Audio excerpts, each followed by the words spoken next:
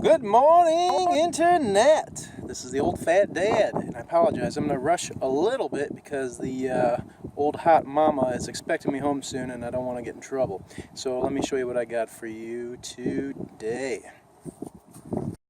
Alright, this is going to be the second part in my series of the 22 versus the 380. I had a couple of people ask me some questions and I want to try and answer. So, first thing, someone wanted to know about using the 380 ammo on a 22 rated target. So I'm going to take this full metal jacket round, 94 grains, the stuff I was shooting before in the first video, and I'm going to take a couple shots at a 22 rated spinner target using the Taurus TCP.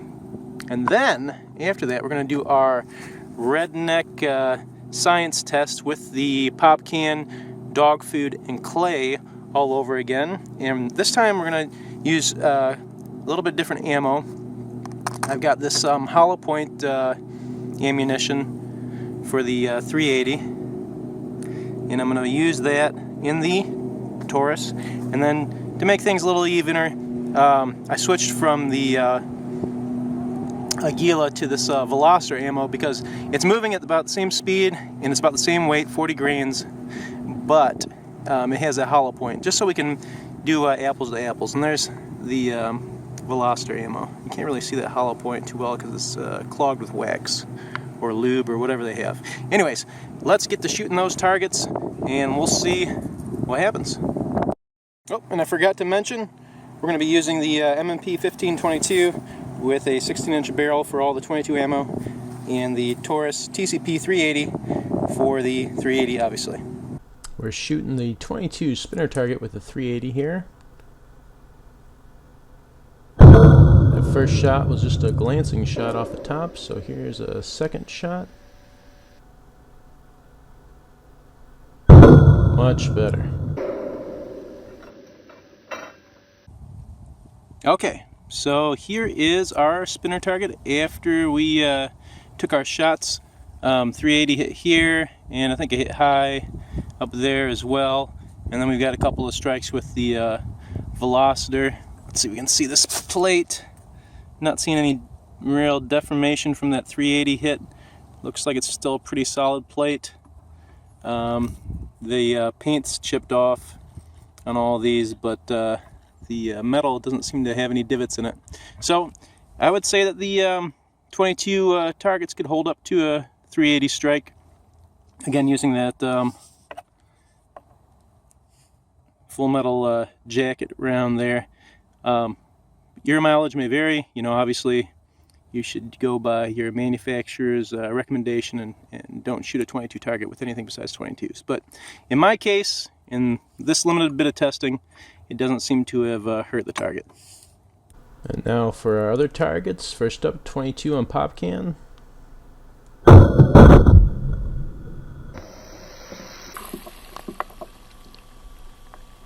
Now 22 on dog food.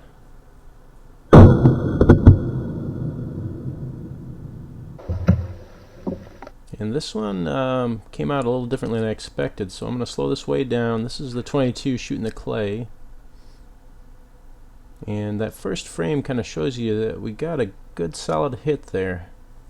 Definitely not too high. Okay, here's a result from the Veloster 22 ammo on the clay for my first shot. I didn't hit super high, but it just totally blew off the top of that block. So what I'm going to do is remember this for the comparison, and I'm going to shoot it again, see if I can hit it more central, and hopefully get a hole that doesn't blow the clay apart. Alright, here's a second shot with the 22 on clay. And now we're switching to the 380 ammo, the hollow point on the pop can.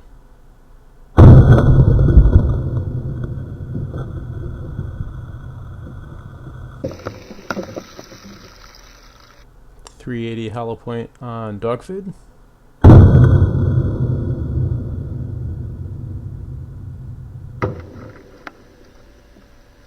And finally, 380 hollow point on the clay.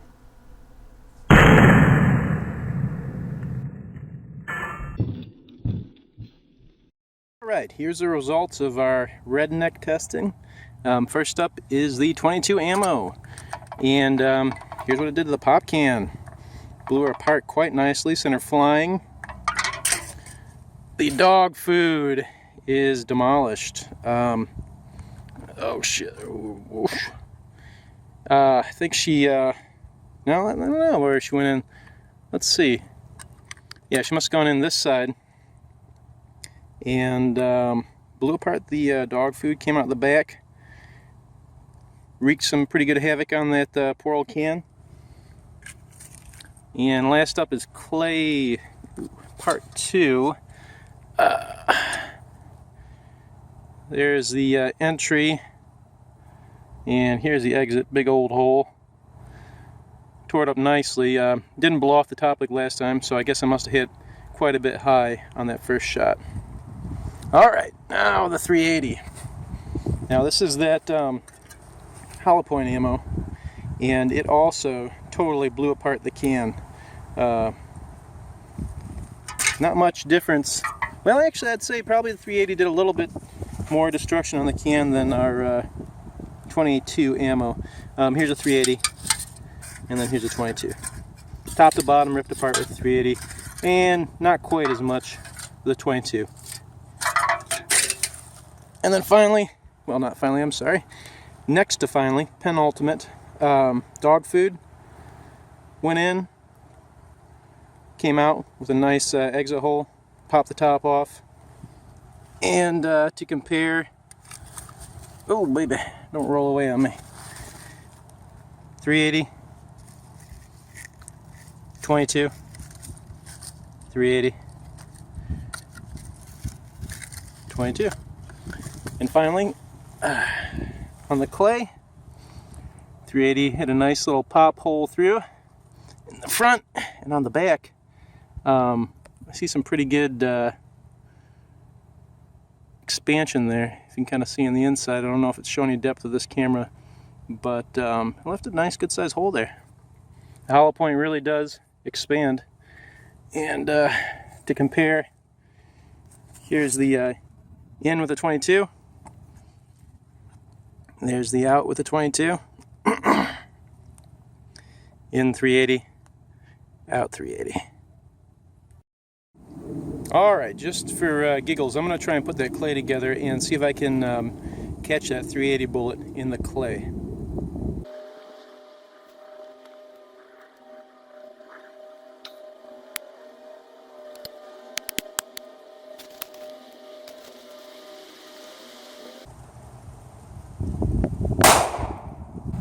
Okay, here are the 380 and the 22 that I managed to catch in the clay. Go me.